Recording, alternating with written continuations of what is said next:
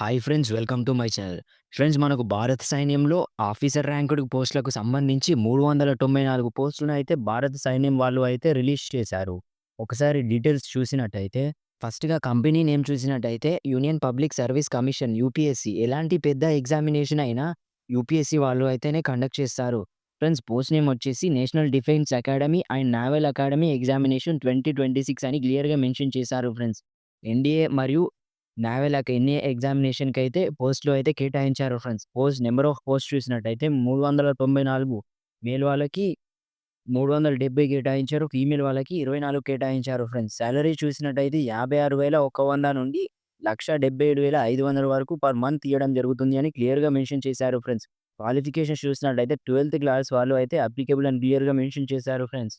12థ్ చదువుతున్న వాళ్ళు కూడా ఎలిజిబుల్ అని క్లియర్‌గా మెన్షన్ చేశారు ఫ్రెండ్స్. ఏజ్ లిమిట్ చూసినట్టయితే 16 సంవత్సరాల నుండి 19 సంవత్సరాల మధ్య ఉన్నవారు అయితే అప్లికేబుల్ అని క్లియర్‌గా మెన్షన్ చేశారు.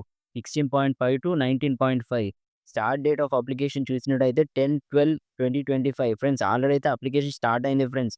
Last date for application deadline చూసినట్టయితే 30/12/2025 లాస్ట్ మంత్ ఎండ్ వరకు అయితే ఉంటుంది అని క్లియర్‌గా మెన్షన్ చేశారు. సాయంత్రం 6 గంటల వరకు ఉంటుంది అని క్లియర్‌గా మెన్షన్ చేశారు ఫ్రెండ్స్. అప్లికేషన్ అయితే వాళ్ళ ఆన్‌లైన్‌లోనే అఫీషియల్ వెబ్‌సైట్‌లోనే చేసుకోవాలి అని క్లియర్‌గా మెన్షన్ చేశారు ఫ్రెండ్స్. యూపీఎస్‌సి.gov.inలో అయితే చేసుకోవచ్చు అని క్లియర్‌గా మెన్షన్ చేశారు friends. UPSC, NDA and ఎన్ఏ recruitment ప్రకారం 2026కి సంబంధించి వేకెన్సీస్ అయితే డీటెయిల్స్ చూసినట్టయితే నేషనల్ డిఫెన్స్ అకాడమీ ఆర్మీలో అయితే మేల్ వాళ్ళకి 198 కేటాయించారు. ఫీమేల్ వాళ్ళకి 10 అయితే కేటాయించారు ఫ్రెండ్స్. మొత్తం ఆర్మీలో, ఎన్‌డీఏలో 208 అయితే కేటాయించారు friends. National defence academy navy చూసినట్టయితే మేల్ వాళ్ళకి 37 కేటాయించారు. ఫీమేల్ వాళ్ళకి అయితే 5 కేటాయించారు. మొత్తం 42 అయితే నావీలో కేటాయించారు friends. National defence academy NDA air ఫోర్స్‌లో మేల్ వాళ్ళకి 90 కేటాయించారు. అండ్ ఫీమేల్ వాళ్ళకి 2 అయితే కేటాయించారు ఫ్రెండ్స్. మొత్తం చూసినట్టయితే 92 అయితే కేటాయించారు friends. Friends, national defence academy air force ground duties technical వాళ్ళకి 16 అయితే కేటాయించారు ఫ్రెండ్స్ మేల్ వాళ్ళకి. అండ్ 2 అయితే ఫీమేల్ వాళ్ళకైతే కేటాయించారు ఫ్రెండ్స్. మొత్తం చూసినట్టయితే 18 అయితే వాళ్ళకి కేటాయించారు ఫ్రెండ్స్. అండ్ నెక్స్ట్ చూసినట్టయితే national defence academy air force ground duties on non technical వాళ్ళకి చూసినట్టయితే మేల్ వాళ్ళకి 8 కేటాయించారు. అండ్ ఫీమేల్ వాళ్ళకి 2 కేటాయించారు ఫ్రెండ్స్. మొత్తం 10 అయితే కేటాయించారు ఫ్రెండ్స్. నావల్ అకాడమీ వాళ్ళకి 10+2 candidate entry separate entry scheme అయితే ఉంటుంది. వాళ్ళకి అయితే మేల్ వాళ్ళకి 21 కేటాయించారు. అండ్ ఫీమేల్ వాళ్ళకి 3 అయితే కేటాయించారు ఫ్రెండ్స్.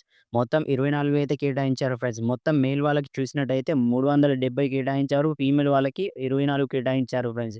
370 + 24 = 394 పోస్టులు అయితే మొత్తం కేటాయించడం జరిగింది ఫ్రెండ్స్. ఫ్రెండ్స్, ఒక చిన్న రిక్వెస్ట్, ఎలిజిబిలిటీ క్రైటీరియా చెప్పే ముందు మీరు గనక మన ఛానెల్‌ని ఇప్పటివరకు సబ్స్క్రైబ్ చేసుకోకపోతే కింద కనిపిస్తున్న రెడ్ కలర్ సబ్స్క్రైబ్ బటన్‌పై ట్యాప్ చేసి పక్కనే వచ్చే బెల్ ఐకాన్‌పై కూడా ట్యాప్ చేయండి. ఫ్రెండ్స్, ఎలిజిబిలిటీ క్రైటీరియా చూసినట్టయితే ఫస్ట్ ఎడ్యుకేషనల్ క్వాలిఫికేషన్ చూస్తే for army wing of NDA చూసినట్టయితే 12థ్ క్లాస్ అయితే పాస్ అయ్యి ఉండాలి. 10+2 ప్యాటర్న్ ద్వారానే వచ్చి ఉండాలి. Air force and naval wings వాళ్ళకి ఎన్‌డీఏ ప్రకారం చూసినట్టయితే వాళ్ళు అయితే 12థ్ క్లాస్ పాస్ అయితే ఉండాలి with physics and chemistry and mathematics అని క్లియర్‌గా మెన్షన్ చేశారు. ఎంపీసీ స్టూడెంట్స్ అయితేనే అప్లికేబుల్ అని క్లియర్‌గా మెన్షన్ చేశారు. వాళ్ళు కూడా 10+2 ప్యాటర్న్ ద్వారానే ఎలిజిబుల్ అని క్లియర్‌గా మెన్షన్ చేశారు ఫ్రెండ్స్.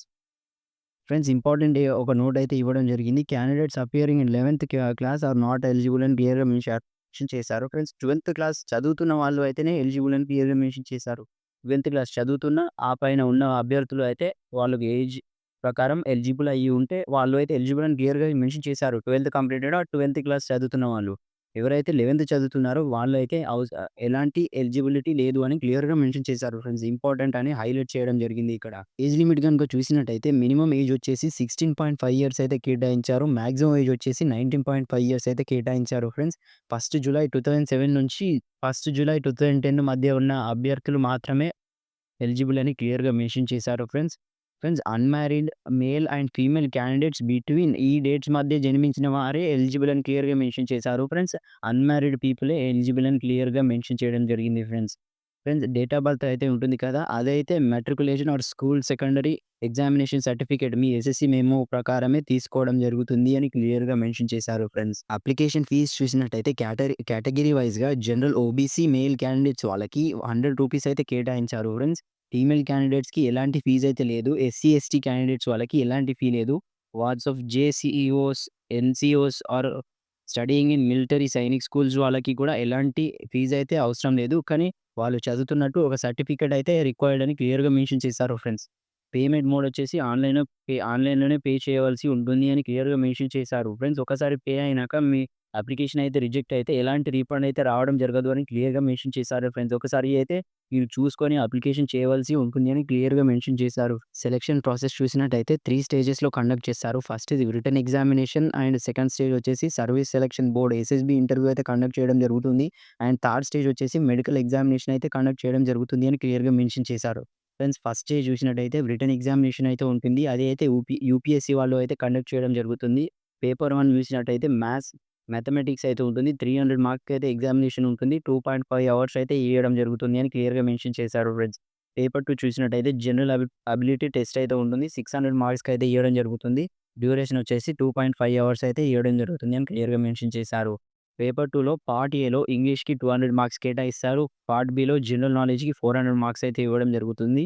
జనరల్ నాలెడ్జ్‌లో physics, chemistry, general science, social studies, geography, current events అయితే ఇలాంటి సబ్జెక్ట్స్ అయితే కేటాయించడం జరుగుతుంది అని క్లియర్‌గా మెన్షన్ చేశారు. మొత్తం స్టేజ్ 1లో 900 మార్క్స్‌కి అయితే ఉంటుంది అని క్లియర్‌గా మెన్షన్ చేయడం జరిగింది ఫ్రెండ్స్. ఫ్రెండ్స్ ఈ ఆల్ క్వెషన్స్ అయితే ఆబ్జెక్టివ్ టైప్‌లోనే ఉంటుంది అని క్లియర్‌గా మెన్షన్ చేశారు ఫ్రెండ్స్. నెగెటివ్ మార్కింగ్ కూడా ఉంది అని క్లియర్‌గా మెన్షన్ చేశారు ఫ్రెండ్స్. 0.33 మార్క్స్ అయితే కట్ అవుతాయి ఫర్ ఈచ్ రాంగ్ ఆన్సర్ అని క్లియర్‌గా మెన్షన్ చేశారు ఫ్రెండ్స్. స్టేజ్ 2 చూసినట్టయితే ఎస్ఎస్‌బీ ఇంటర్వ్యూ అయితే 900 మార్క్స్‌కి అయితే కండక్ట్ చేయడం జరుగుతుంది. ఇందులో కూడా 2 స్టేజెస్ టైప్స్ ఉంటాయి ఫ్రెండ్స్. స్టేజ్ 1లో ఆఫీసర్ ఇంటెలిజెన్స్ రేటింగ్ ఓఐఆర్ టెస్ట్‌లు అయితే కండక్ట్ చేస్తారు. పిక్చర్ పర్సెప్షన్ అని ఒక టెస్ట్ ఉంటుంది. అండ్ డిస్క్రిప్షన్ టెస్ట్ అని 2 టెస్ట్‌లు అయితే కండక్ట్ చేయడం జరుగుతుంది. స్టేజ్ 2లో చూసినట్టయితే ఇంటర్వ్యూ, గ్రూప్ టెస్టింగ్ టాస్క్స్ అయితే ఉంటాయి. ఆఫీసర్ టాస్క్స్ అయితే కండక్ట్ చేయడం జరుగుతుంది. అండ్ సైకాలజీ టెస్ట్ అయితే కండక్ట్ చేయడం జరుగుతుంది. అండ్ కాన్ఫరెన్స్ అయితే ఉంటుంది. అది అయితే 4 డేస్ అయితే కండక్ట్ చేయడం జరుగుతుంది అని క్లియర్‌గా మెన్షన్ చేశారు. ఫ్రెండ్స్ ఎయిర్ ఫోర్స్ క్యాండిడేట్స్ చూసినట్టయితే కంప్యూటరైజ్డ్ పైలట్ సెలక్షన్ సిస్టమ్ అయితే సీపీసీఎస్ఎస్ అని ఒక రిక్వైర్డ్ సర్టిఫికేట్ అయితే రావాల్సి ఉంటుంది అని క్లియర్‌గా మెన్షన్ చేశారు friends. Candidates who fail CPSS cannot apply for flying branch but can be considered for ground duty branches అని క్లియర్‌గా మెన్షన్ చేశారు ఫ్రెండ్స్. ఫ్రెండ్స్ ఎవరైతే క్యాండిడేట్స్ ఉంటారు కదా! CPSS వాళ్ళు అయితే ఫెయిల్ అయ్యి ఉంటారో వాళ్ళు అయితే అప్లికేబుల్ కాదని క్లియర్‌గా మెన్షన్ చేశారు. కానీ గ్రౌండ్ డ్యూటీ బ్రాంచెస్ ఉంటాయి కదా! వాటికైతే ఎలిజిబుల్ అని క్లియర్‌గా మెన్షన్ చేశారు ఫ్రెండ్స్. స్టేజ్ 3 చూసినట్టయితే మెడికల్ ఎగ్జామినేషన్ అయితే ఉంటుంది. క్లియర్‌గా మెన్షన్ చేశారు. ఈ 2 స్టేజెస్ ఎవరైతే క్వాలిఫై అయితారో వాళ్ళని షార్ట్ లిస్టెడ్ చేసేసి స్టేజ్ 1లో నుంచి స్టేజ్ 2లో క్వాలిఫై అయిన అభ్యర్థులను షార్ట్ లిస్ట్ చేసి స్టేజ్ 3కి అయితే ఎలిజిబుల్ అయితే ఇవ్వడం జరుగుతుంది. ఒక లిస్ట్ ప్రకారంగా మీ నేమ్ ఉంటే అందులో నుంచి మీరు అయితే మెడికల్ ఎగ్జామినేషన్‌కి అయితే అర్హులు అని క్లియర్‌గా మెన్షన్ చేశారు ఫ్రెండ్స్. మెడికల్ ఎగ్జామినేషన్ చూసినట్టయితే medical board design armed forces medical service hospitals friends వాళ్ళ హాస్పిటల్స్‌లోనే మెడికల్ హాస్పిటల్స్ ఉంటాయి కదా! మిలిటరీ హాస్పిటల్స్ మీ ఏరియాలో ఉంటాయి. మాక్సిమం స్టేట్‌కి ఒక 2 ఆర్ 3 ఉంటాయి. అందులో అయితే చేయడం జరుగుతుంది అని క్లియర్‌గా మెన్షన్ చేశారు. ప్రొఫెషనల్ డాక్టర్స్ అయితే వచ్చి మీకు చేయడం జరుగుతుంది అని క్లియర్‌గా మెన్షన్ చేశారు. ఫ్రెండ్స్ ఇవన్నీ క్వాలిఫై అయితే మీకైతే జాబ్ వచ్చినట్టే క్లియర్‌గా చెప్తున్నారు ఫ్రెండ్స్. సాలరీ చూసినట్టయితే during training period NDA 3 years training అయితే కండక్ట్ చేయడం జరుగుతుంది ఫ్రెండ్స్. స్టార్టింగ్ వచ్చేసి 56,000 పర్ మంత్ ఇయ్యడం జరుగుతుంది అని క్లియర్‌గా మెన్షన్ చేశారు friends. Initial deposit on joining అయినప్పుడు ఇనిషియల్ డిపాజిట్‌గా 40,000 పర్ మంత్ ఇయ్యడం జరుగుతుంది అని క్లియర్‌గా మెన్షన్ చేశారు ఫ్రెండ్స్. పాకెట్ అలవెన్స్ లెక్క ఇన్స్యూరెన్స్ ఇన్సిడెంటల్ ఎక్స్‌పెండిచర్ ప్రకారం ఒక అలవెన్సెస్ ప్రకారం మీకు 40,000 అయితే ఇవ్వడం జరుగుతుంది అని క్లియర్‌గా మెన్షన్ చేశారు. ఇలా మీకు ప్రమోషన్ వచ్చిన కొద్దీ మీ సాలరీ అయితే పెరగడం జరుగుతుంది. 56,000 నుండి 2,15,900 వరకు వెళ్తుంది అని క్లియర్‌గా మెన్షన్ చేశారు. ఎంఎస్‌పీ ప్రకారం మీకు మిలిటరీ సర్వీస్ పే అని ఒకటుంటుంది. దాని ప్రకారం మీకు 15,000 పర్ మంత్ ఇయ్యడం జరుగుతుంది అని క్లియర్‌గా మెన్షన్ చేశారు. లెఫ్టినెంట్ టు బ్రిగేడియర్ ఎలాంటి పోస్ట్‌కైనా మీకైతే 15,000 ఇవ్వడం జరుగుతుంది అని క్లియర్‌గా మెన్షన్ చేశారు ఫ్రెండ్స్. అలవెన్సెస్ అయితే చాలానే కేటాయించారు ఫ్రెండ్స్. ఒకసారి మీరు అయితే నేను పీడీఎఫ్ లింక్ అయితే కింద ఇస్తాను. ఒకసారి మీరైతే వెళ్లి చెక్ చేయండి. చాలా లిస్ట్ అయితే ఉంది ఫ్రెండ్స్. ఇది అంతా చెప్పేసరికి టైం అయితే అయిపోతుంది. ఇన్స్యూరెన్స్ అయితే కవరేజ్ అయితే ఇవ్వడం జరిగింది. ఇన్స్యూరెన్స్ కూడా ఉంది అని క్లియర్‌గా మెన్షన్ చేశారు. ఫిజికల్ స్టాండర్డ్స్ చూసినట్టయితే హైట్ వచ్చేసి మెయిల్ క్యాండిడేట్స్ వాళ్ళకి 157 సెంటీమీటర్స్ అయితే ఉండాలి. ఫీమేల్ క్యాండిడేట్స్ వచ్చేసి 152 సెంటీమీటర్స్ ఉంటే సరిపోతుంది అని క్లియర్‌గా మెన్షన్ చేశారు ఫ్రెండ్స్. ఫ్లయింగ్ బ్రాంచ్ వాళ్ళకి మినిమమ్ 162.5 సెంటీమీటర్స్ అయితే ఉండాలి. For both male and female వాళ్ళకి ఇద్దరికీ అయితే 162.5 సెంటీమీటర్స్ అయితే ఉండాలని క్లియర్‌గా మెన్షన్ చేశారు friends. For Gorkhas and candidates from hills of northern eastern region Garhwal Kumaon friends ఈ గోర్ఖాస్ వాళ్ళు ఉంటారు కదా! వాళ్ళకి నార్త్ ఈస్టర్న్ రీజియన్ వాళ్ళు మినిమమ్ రిడ్యూస్డ్ బై 5 సెంటీమీటర్స్ వాళ్ళకైతే 5 సెంటీమీటర్స్ అయితే తక్కువ ఉంటుందని క్లియర్‌గా మెన్షన్ చేశారు friends. Growth allowance of 2 centimetres for candidates below 18 years అని క్లియర్‌గా మెన్షన్ చేశారు ఫ్రెండ్స్. ఎవరైతే 18 సంవత్సరాల కన్నా లోపు ఉన్న వారికైతే 2 సెంటీమీటర్స్ అయితే అలవెన్స్ ఉంటుంది అని క్లియర్‌గా మెన్షన్ చేశారు. అంటే 2 సెంటీమీటర్స్ తక్కువ ఉన్నా పర్లేదు అని క్లియర్‌గా చెప్పడం జరిగింది. అయితే ఫ్రెండ్స్ వెయిట్ రిక్వైర్మెంట్స్ చూసినట్టయితే హైట్‌కి తగ్గట్టు వెయిట్ ఉండాలని క్లియర్‌గా మెన్షన్ చేశారు. Visual standards for NDA or any entry physical standards అయితే చాలా ఇచ్చారు ఫ్రెండ్స్. ఒకసారి మీరు అయితే నేను లింక్ కింద ప్రొవైడ్ చేస్తాను. అక్కడ నుండి ఎళ్లి చూసుకోండి ఫ్రెండ్స్. ఎలాంటి ఫిజికల్ స్టాండర్డ్స్ అయితే ఎలిజిబుల్ అవుతారో మీరు ఎలిజిబుల్ అవుతారో కాదో అని ఒకసారి చెక్ చేసుకోండి ఫ్రెండ్స్. ఫ్రెండ్స్ ఇంట్రెస్ట్ ఉన్న అభ్యర్థులైతే తప్పకుండా వెళ్ళండి. ఎందుకంటే Indian army or navy or air ఫోర్స్‌లో జాయిన్ అవ్వాలనుకున్న అభ్యర్థులు అయితే క్లియర్‌గా జాయిన్ అవ్వచ్చు ఫ్రెండ్స్. ఎందుకంటే తక్కువ ఏజ్‌లో అంత పెద్ద పోస్ట్‌లో మరియు అంత పెద్ద హై పేయింగ్ సాలరీ జాబ్‌లో మీరు జాయిన్ అయితే ఒకసారి మీరు ఊహించుకోండి. మీ ఫ్యామిలీ వాళ్ళకి ఎంత గౌరవం ఉంటుందో అని చూసుకోండి ఫ్రెండ్స్. ఎందుకంటే 2,00,000 జీతంతో ఇచ్చే జాబ్‌ని ఎలాంటి పరిస్థితుల్లో అయితే మిస్ చేసుకోకండి. మరియు మీ ఫ్యామిలీ వాళ్ళకి షేర్ చేయండి. మరిన్ని ఇలాంటి అప్డేట్స్ డైలీ రావాలి అంటే మన ఛానెల్‌ని తప్పకుండా సబ్స్క్రైబ్ చేసుకోండి. Thank you.